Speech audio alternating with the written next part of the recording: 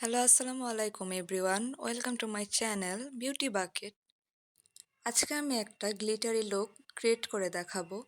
তো চলুন দেখা যাক কিভাবে ক্রিয়েট করেছি। প্রথমে আমি আমার আইলিডটাকে কনসিলার দিয়ে কনসিল করে নেব। কনসিলার দিয়ে কনসিল করার পরে পাফ দিয়ে ব্লেন্ড করে দিব ভালো করে।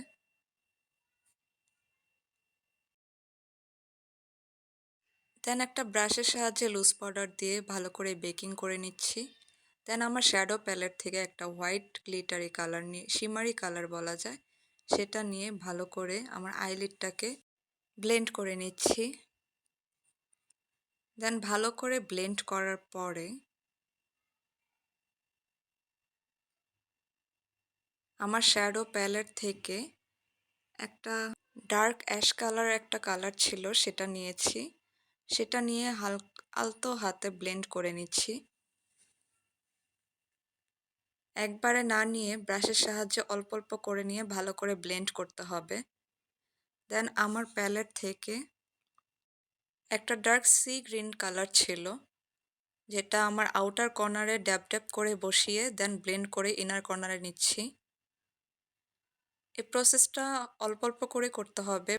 একবারে ব্রাশে বেশি শ্যাডো না নিয়ে অল্প অল্প করে নিয়ে আউটার কর্নারে ড্যাব ড্যাব করে বসিয়ে দেন সেখান থেকে ব্লেন্ড করে ইনার কর্নারে যেতে হবে। ভালো করে ব্লেন্ডিংয়ের মাধ্যমে জিনিসটা মিক্স করতে হবে। একবারে শ্যাডো না নিয়ে অল্প অল্প করে নিয়ে আলতো হাতে ব্লেন্ডের মাধ্যমে করতে হবে। যত ভালো ব্লেন্ড হবে ততই আই লুকটা সুন্দর হবে। দেখতেই পাচ্ছেন যে আমি কতটা ব্লেন্ড করছি স্মুথলি। যত ব্লেন্ড হচ্ছে ততই লুকটা আরও সুন্দর হবে।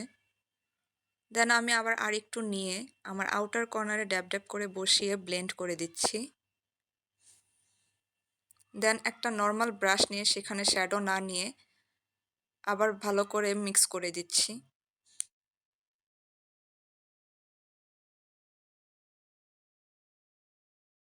দেন নর্মাল একটা ফ্লাফি ব্রাশ দিয়ে ভালো করে ব্লেন্ড করার পরে কাট ক্রিজ করে নিব।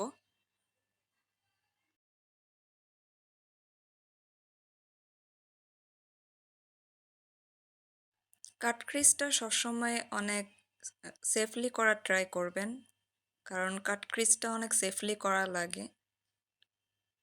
আউটার কর্নার থেকে ভালো করে কনসিলার দিয়ে কাট ক্রিজ করে নিয়েছি।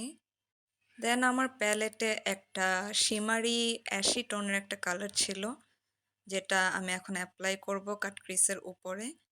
আমি সেম আবার হাত দিয়ে ইউজ করছি, ব্রাশ না দিয়ে, কারণ আমার কাছে মনে হয় যে ব্রাশ থেকে হাত দিয়ে করলে পিগমেন্ট খুব ভালো পাওয়া যায় শিমারি কালারগুলার।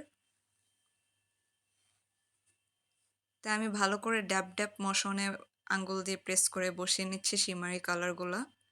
দেন প্যালেটের উপরে আরেকটা অ্যাশি টোনের মধ্যে কালার ছিল, হালকা অ্যাশি টোনের মধ্যে, সেটাও বসিয়ে নিচ্ছি একটু সাইড দিয়ে ভালো করে ব্রাশের মাধ্যমে,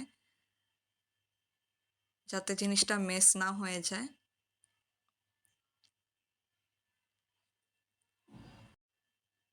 দেন আমি আবার সেম ব্রাশের মাধ্যমে আগের যে ডার্ক গ্রিন কালারটা ছিল সেটা দিয়ে একটু মিক্স করে নিচ্ছি, অ্যান্ড যে ডার্ক অ্যাশ কালারটা ছিল সেটার মাধ্যমে একটু আউটার কর্নারগুলো একটু মিক্স করে দিচ্ছি, যাতে এক্সট্রা না মনে হয়, জিনিসটা ব্লেন্ডেবল করতে হবে আর কি। দেন আমার গ্লিটার প্যালেট থেকে 16 ক্যান্ডেলস নামের একটা গ্লিটার ছিল, যেটা আমি প্রেস করে উপরে বসিয়ে নিচ্ছি। দেন আবার আমার সেম গ্লিটার প্যালেট থেকে প্রেজেন্ট নামের একটা কালার ছিল, যে গ্লিটারটা ছিল সেটা আবার উপরে একটু আলতো হাতে প্রেস করে বসিয়ে নিচ্ছি, অ্যান্ড ব্রাশের সাহায্যে একটু ইনার কর্নার থেকে একটু করে দিচ্ছি, যাতে জিনিসটা স্মুথ দেখায়। আর এই গ্লিটারগুলো লাগাতে কোনো রকম গ্লু প্রয়োজন হয় না, প্রেস করলে জাস্ট বসে পড়ে। দেন আমার এই চিকন ব্রাশের সাহায্যে আমি আমার যে ডার্ক গ্রিন কালারটা ছিল সেটা দিয়ে আউটার কর্নারগুলো একটু ভালো করে ভিজিবল করে দিচ্ছি, যাতে জিনিসটা দেখতে সুন্দর লাগে। দেন আইলাইনার দিয়ে নিচ্ছি।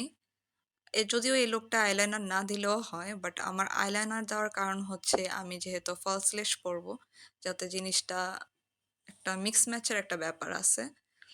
দেন আমি একটু আমার আউটার কর্নারে কনসিলার দিয়ে একটু ক্লিন করে নিলাম। দেন কাজল দিয়ে ব্লেন্ড করে লোয়ার লেশে কয়েক কোট মাস্কারা দিয়ে নিলাম। দেন একটা ফলস লেশ পরে নিলাম। Hair is my look. অবশ্যই জানাবেন কমেন্ট বক্সে আমার এই লুকটি কেমন হয়েছে।